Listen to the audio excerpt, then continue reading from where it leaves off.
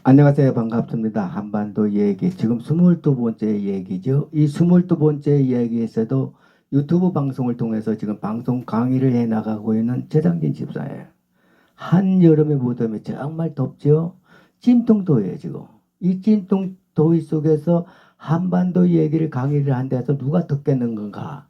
참 저도 고민을 많이 하고 망설이다가 그래도 한 사람이라도 듣고 싶은 사람이 있다면 그 사람을 위해서라도 방송 강의를 해야 되지 않겠는가. 그래서 방송 강의를 시작하는 거예요. 누가 뭐라 그래도 방송 강의를 시작하는 것이죠. 지금 구독자가 한반도 얘기 구독자가 64명에 이르는데 100명이면 얼마나 좋겠느냐 이게. 그래서 100명을 목표로 해가지고 지금 제가 욕심을 바라면서 방송 강의를 시작해 나가는 거예요. 자, 한반도 얘기 22번째 얘기, 21번째 얘기에서는 한반도 북의 38도선이 갈라지고 만들어지는 과정과 그 원인에 대해서 제가 강의를 했죠. 왜냐하면은 이 한반도 북의 38도선은 오늘날 우리 민족에게 민족 불행을 안겨주고 마는 분단 국가의 원형이 되고 마는 것이 이 한반도 북의 38도선이에요. 그래서 21번째 얘기에서는 그 과정과 원인을 자세하게 설명하면서 강의를 해 나갔어요. 그러면은 지금 22번째 얘기에서는 한반도 북의 38도선이 갈라지는 과정에서 남과 북에서는 어떤 일이 벌어지고 있었는가, 이것을 지금 풀이해 나가면서 강의를 해 나가는 거예요. 2차 세계대전을 치르고 나서 이 훗날 영국의 처칠 수상의 2차 세계대전의 회국록을 보면은 영국은 오직 영광을 추구하면서 싸웠다. 기록해 놓고, 또한 미국의 루즈벨트 대통령은 이기기 위해서 싸웠다 했고, 그런데 소련의 스탈린 수상은 전후에 자기에게 돌아올 이득을 머릿속에 계산하면서 싸운 사람이 스탈린이다. 이렇게 소련의 스탈린 수상이 이 면밀한 계획된 주도 아래서 한반도 우리 국토도 폴란드, 헝가리, 체코슬로바키아, 불가리 이런 나라들을 공산화시키면서 공산국가를 만드는 나라가 누구예요? 러시아. 지금의 옛날 소련의 스탈린 수상이죠. 그러니까 한반도도 우리 땅을 공산화하려던 스탈린 술책에 미국이 말려들면서 결과적으로 이 땅에 북이 38도선이 갈라지면서 6.25 전쟁이 일어나게 되고 오늘날 남북 간의 분단 국가가 만들어졌다는 게, 이렇게 2차 세계대전은 우리 민족들에게 광복의 꿈을 안겨주는 서막이라 할 수 있는 전쟁이지만은 이 2차 세계대전은 우리 민족들에게 분단의 국가를 쓰라린 아픔을 만들어주는 전쟁이면 또 틀림없다는 얘기예요. 자, 그러면은 한반도 북의 38도선이 만들어지는 과정에서 남과 북에서는 어떤 일이 벌어지고 있었을까? 1945년 8월 15일, 이 8월 15일은 우리 민족과 우리 국민들에게 아주 의미가 있는 8월 15일이죠. 8월 15일은 일본이 패망하면서 우리 민족들에게 광복을 안겨준 날에, 또한 1948년 8월 15일은 48년 8월 15일, 이 15일은 유엔이 한반도의 유일한 합법 정부임을 승인하면서 대한민국이 건국되고 수립된 날이 8월 15일이죠. 지금 제가 강의를 해나가는 것은 1945년 8월 15일인 8월 10일을 얘기하는 거예요. 1945년 8월 12일 날 조선 총독부는 일본이 곧 연합군에 항복할 것이라는 기밀을 이미 탐지하고는 일본 관동군이 연합군에 의해서 무장 해지를 당한 후에 한반도에 거주하고 있던 자국민들, 일반민들과 그리고 이 관동군, 일본군들이 안전과 생명이 몹시 불안해가지고 조선 총독부는 한시가 급한 나머지 그 당시 이 보수계의 민족주의자이던 동아일보 사장인 송진우 사장에게 한반도 치안 위주를 위력했어요. 그러나 민족주의자이던 이 보수계 송진호 사장은 중경에 있는 임시정부를 하루빨리 귀국시켜가지고 한반도 통치권을 이양해야 된다고 조선통독부의 의뢰를 사실상 거절했어요. 자, 동아일보 사장의 송진호 사장의 치안 유지를 이렇게 임시정부에게 해야 된다고 강력히 요청을 했는데, 이 송진호 사장은 11월 하순경에 이 김구 주석이 김구 주석과 임시정부 요인들이 국내 입국하였죠. 이 임시정부와 이 임시정부 요인들과 정치 노선의 견해 차이를 갈등을 겪다가 1945년 12월 30일 이른 새벽녘에 암살당하고 말았어요. 누가 송진호 사장을 죽였을까? 훗날 정치가들은 송진호 암살 지시는 김구 주석의 지식에 의해서 이루어진 것이라 확실한 소문이 나돌아버린 거예요. 이런 진보적인 김구 주석도 보수적인 이승만 박사와 정적을 이루며 갈등을 겪다가 그도 1949년 6월 26일 경고장에서 우익 현역 청년 장교에게 암살을 당하고 말았죠. 이 암살 또한 훗날에 이승만 박사의 지시에 이루어진 것이라는 무수한 소문이 화다하게 나돌았어요. 이것이 과거세 우리 정치사라 볼 수 있는데, 지금 우리 정치하는 분들도 옛날이나 지금이나 똑같아. 변한 거 없는 것 같아요. 이렇게 조선총독부는 8월 10일경에 한반도 치안 유지를 동아일보 사장인 송진호에게 의뢰했지만은 사실상 송진호 사장이 거절하자 1시가 급한 조선총독부는 8월 15일에 진보파인 거물경인 이 몽양 여운영 선생에게 한반도 치안 유지를 위촉한 거예요. 본인은 민족주의자라고 자처하던 이 여운영 선생이 조선총독부로부터 한반도 치안 유지를 위촉받으면서 이 여운영 선생이 9월 6일 날 약 300명의 사람들을 모아놓고 전 국민 대표자 이 모임을 가졌는데, 이 모임에서 조선인민공화국 조직정강 시정 방침을 발표한 것이에요. 이것은 조선인민공화국 건설 구상을 발표한 것인데, 그런데 이 발표는 실질적으로 공산주의 정치단체인 장안파, 이 장안파와 손을 잡은 공산당 내립 열린내각으로서 공산당원들이 대거 차지하는 그런 내각 발표였다는 거예요. 이 내각이 발표되자 이때부터 좌우 대립이 격화되기 시작하면서 민족 불행이 얘기되기 시작하는 건데, 실제로 여운영 선생이 조선인민공화국 건국 발족식에서 공산주의자들은 해방을 위해서 소련군이 온다고 외쳐대면서 진정한 해방군은 소련군이다. 이 국민들에게 선동함으로써 그 당시 10만 명의 이 군중들이 해방군인 소련군을 온다고 환영하기 위해서 지금의 서울역에 이 서울역에 모여드는 묻지 못할 일이 벌어지겠다. 10만 명이 모여들었다는 얘기예요. 당시 여운현 선생은 진보파의 거물격인 인물이었지만 그 당시 국민들의 눈에는 공산주의와 다름없는 이 대동한 소유한 사상의 소유자로 보는 사람들이 많았는데, 그러나 본인 여운형은 이것을 강경하게 부인하면서 본인은 민족주의자다. 단정지은 사람이 그 당시 여운형 선생이었다는 거예요. 이렇게 여운형 선생이 한반도 인민공화국 건설을 추진하자 자유민주주의 건국을 이념으로 하는 사람들과 공산주의 국가를 건설하려는 무리들과 이렇게 이념이 사상에 달려하는 이 무리들이 충돌하면서 폭력이 난무하고 공산당의 과격 행위는 차마 눈뜨고 볼 수 없는 지경에 이르렀다 하는데, 이런 무정부 상태에서 당시 취업난을 보여주는 일면으로 1945년 12월 1일 날 동아일보 기사에서는 뭐라고 나와 있냐면, 국민들이 먹고 사는 이 일자리 찾기가 마치 캄캄한 암야에서 별을 찾는 것과 같다.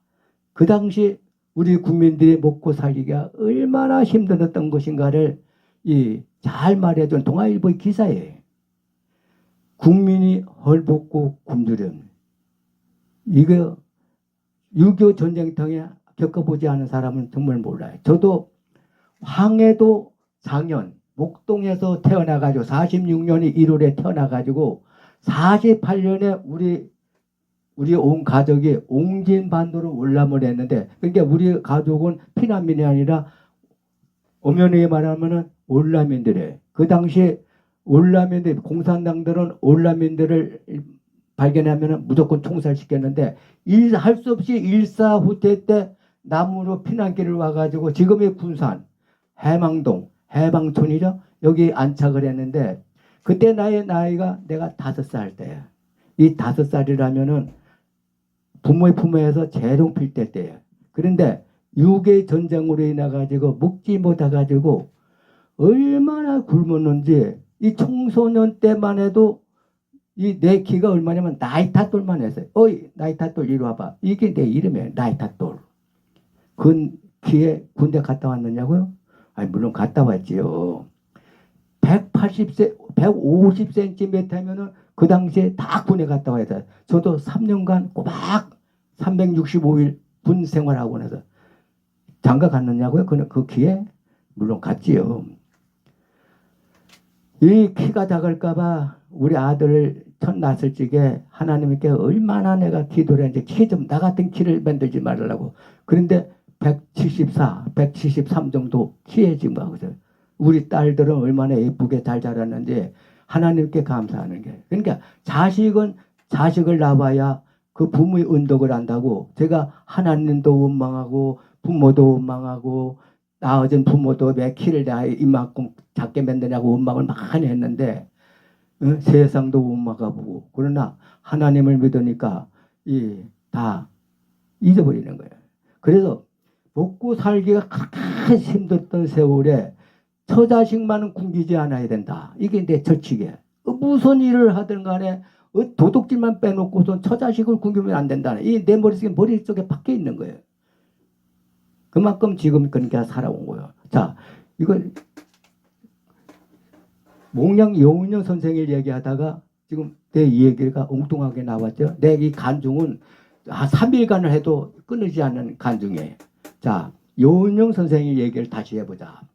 이 여운여 선생은 본인 자신은 민족주의다 하는 이 여운여 선생이 북의 김일성에게 초청돼 가지고 평양에서 개최된 정치협상에 참석했는데, 여기서 북의 김일성이는 한반도를 공산주의로 통일을 주장하고 나섰고, 몽양 여운여 선생은 한반도를 민족주의 입장에서 통일을 주장하고 있었는 거냐?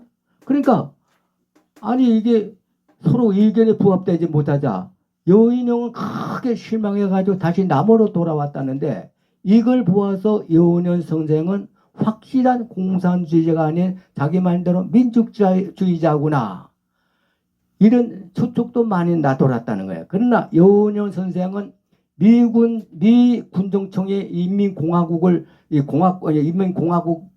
해산시키자 명령을 내리자 공산당파와 결별하고는 다시 조선인민당을 결성하면서 독자적으로 노선을 걷다가 이분도 1947년 7월에 극우파에게 암살당하고 말한 거예요.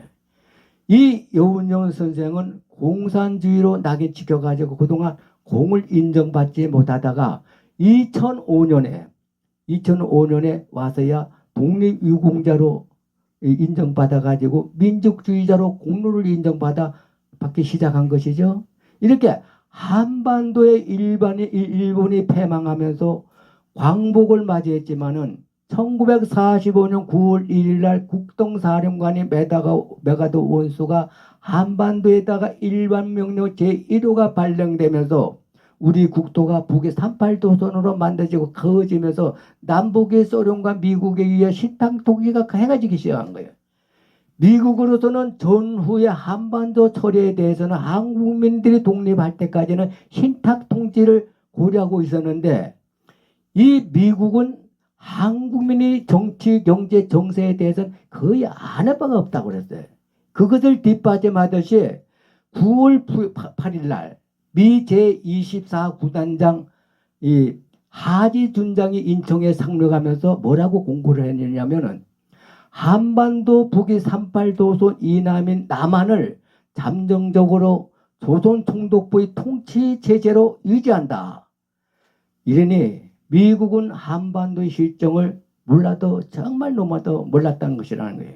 이렇게 미군은 당분간 이남을 조선총독부 행정기구로 답정한다는 이 보고와는 달리 한반도 북부지방을 재빨리 수정을 넣으면서 북한을 점령한 이 스치코프 사령관 대장, 이 스치코프 사령관 대장은 조선의 광복은 한민족이 독립투쟁에서 얻어진 것이다.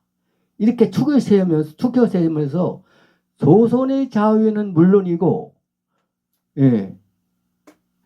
조선 인민의 노력과 근면에 있어서는 그 열매를 자유롭게 거둘 수 있다. 얼마나 달콤한 말이에요. 소련 당분간 북조선을 간접적으로 통치하면서 시한이 유지되면 조선반도에 곧 철수한다. 이러한 달콤한 포고를 했으니 북한 지민들로부터 환영받지 않을 수가 없은 거예요. 남한에서는 이 36년간 지긋지긋하게 식민지 통치를 받아오던 일본이 이 조선 총독부의 통치 체제를 행정기구를 그대로 미군정청은 그대로 답송한다고 보고했으니 그러니 국민들이 얼마나 실망했겠어요. 그래서 진정한 해방군은 소련군이다 하고 믿게 되고 만들어버렸고 미군은 점령군이다 하고 믿게 만들어버린 거예요. 그러니까 거기다가 남한에서 이 공산 세력들은 남한에다가 대대적으로 이 공산 세력을 퍼뜨리는 결과를 만들어 놓은 셈이 되고 말한 거예요. 이래서 소련 당과는 북한을 점령한 이 소련 군정청은 달콤한 말과는 달리 북한에다 공산주의 건설을 착착 지나가면서 가난과 굶주림에 시달려온 이 나라에다가 공산 세력을 대대적으로 퍼뜨리는 일을 하기 시작한 거예요. 이래서 소련 당국은 1945년 10월 10일경에는 이미 전 북한을 공산주의 건설, 북한을 통치하면서 농지개혁과 산업구조 변경을 강조하기 시작했지요. 그러면서 자유를 억압하기 시작한 거예요. 그리고 북은 이미 해방이 되면서 북을 점령한 이 소련군은 보안대라는 인민 전신을 육성하고 있었는데 1948년 2월경에 이미 군대와 같은 능력을 갖춘 군대가 되어 있었다는 거예요. 북쪽 사람들은 또 이 동장사가 하더라도 자식을 대학에 보내야 한다는 이 철저한 이 생각을 갖고 있었는데 이 북쪽 사람들은 돈이 생기면은 학교를 만드는 교육일에 정평에 나 있는 사람들이에요. 이 북한 사람들은. 그래서 북계가 창군하면서 제일 먼저 한 것이 군사학교 창설을 우선 주력했다는 것이다. 이렇게 38도선 이북에서는 소련군이 보안대라는 인민군 전선을 육성하고 있었는데 그런데 이남에서는 이념과 사상에 달리하는 세력들과의 충돌로 폭력이 난무하고 이러한 무정부 상태에서 100여 개의 정당이 난립되면서 공당당 세력들은 이승만 배처 운동과 그리고 송진호 사장, 동아일보 송진호 사장이 암살을 시도하면서 노동쟁이와 난파 공장을 무리하게 시작했다는 거예요.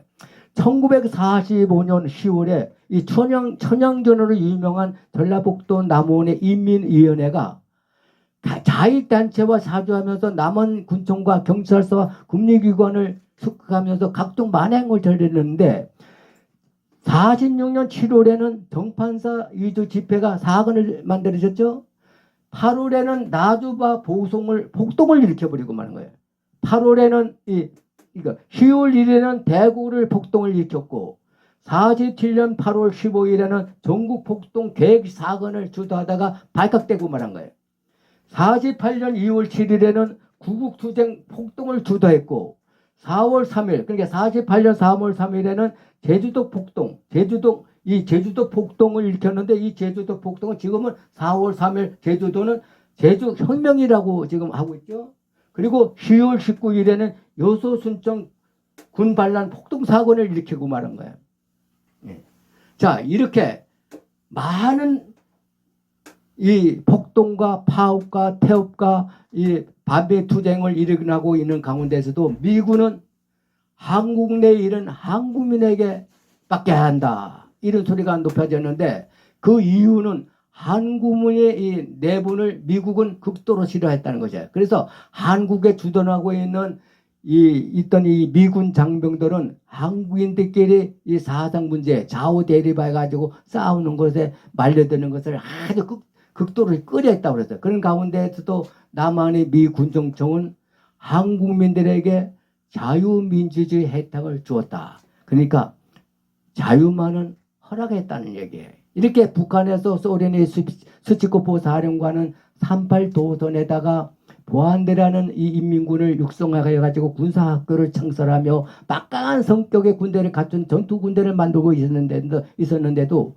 남한의 메가더 운수는 이남의 치안 유지에 필요한 무장력은 한국 경찰에게만은 무장을 해가지고 무기를 장비시키는 것으로 충분하다고 생각했고, 쓸데없이 남한에다 국군 경비대, 이 국군 경비대는 국군이 모태가 되죠. 이 국군 경비대를 창설해가지고 미군이 부담을 중과시키는 건 옳지 않다고 해서 경찰 예비단만 창설하는 걸 승인했고, 국군 모태가 되는 국군 경비대를 승인하는 것을 인정하지 않았다는 얘기예요. 예. 그래, 이런 일이, 난처하게 된 이런 방침이 결국 북의 김일성이 남한을 가볍게 보기 시작했고, 이 방침이, 기본 방침이, 미국의 이 기본 방침이 결국 북한이 남한을 침략을 초래하는 직접적인 원인이 되리라고 하는 미국도 상상할 수 없었다는 일이라는데, 실제로 6.25가 일어날 당시에 미 고문단인 참모장, 미 고문의 참모장 마이터 대령은 미국이 아시아 분쟁에서 휘말려서는 안 되며 한국에다가 무기를 원조함으로써 한국군이 북진할 만한 원조를 주어서는 안 된다는 이 미국의 명을 받아가지고 남한에서 이 마이터 대령이 미 고문단 참모장의 마이터 대령이 먼저 할 일은 부대에 파견된 모든 미 고문단을 한국에서 철수시키는 일이 그가 하는 일이었다는 게. 그러니 미군이 철수한 남한을 북한이 가볍게 보는 건 당연한 일이에요. 이 미 정부의 메가더 원수의 속삼은 소련을 자극하지 않는다는 미소 협조의 기본 정책에 준한 것이라 했는데, 실제로 메가더 원수가 경찰 예비대에게는 뭘 지급했냐면 미군의 신무기인 MI 소총과 그리고 칼비총을 지급했는데, 경비대, 훗날 국군의 모태가 되는 경비대에게는 뭘 지급을 했냐면 일본이 버리고 간 38식이나 9구시 총을 지급했다는 얘기예요. 대체로 이 한국에 있는 사람들은 경비대가 정부 수립 후에 국군 모태가 돼야 한다는 주장들이 아주 많았지만은, 미군의 군정청 경무국장은 경비대는 경찰의 보조기관에 둬야 된다. 처음부터 반대하고 나섰고, 여기다 경찰 대표들도 경찰만 무장하고 확정하면은 경찰만으로도 대한민국이 충분히 지킬 수 있다고 국군 모태인 경비대를 만드는 것을 적극 반대하고 나섰다는 거예요. 참 이런 일이 벌어진 것인 거지. 그러니 경찰들이 국군 경비대를 은근히 깔보고 얄보하는 약본의 이 풍조가 생기니까 국군 경비대가 경찰들을 중화하는 일이 벌어지면서 서로 마주치기만 하면 싸움하고 싸움이 끊이지 않았다는 얘기예요. 그래 마침내 이 싸움이 피를 보는 분쟁의 씨를 뿌리게 되면서 이것이 여수 순천 반란 사건이에요. 군 반란 사건이죠. 이 23번째 얘기에서는 제가 이 제주도 복동 사건과 여수 순천 군 반란 사건을 다시 조명하면서 얘기를 하려고 그런 거예요. 자, 오늘도 여기까지입니다. 22번째 얘기를 많이 경청해 주시고 23번째 얘기도 많이 이게 22번째 얘기도 많이 보내주시고 23번째 얘기도 많이 경청해 주시면 정말로 감사합니다. 한반도 얘기 100명 목표를 하면서 제가 강의를 해나가는 거야. 안녕히 계십시오.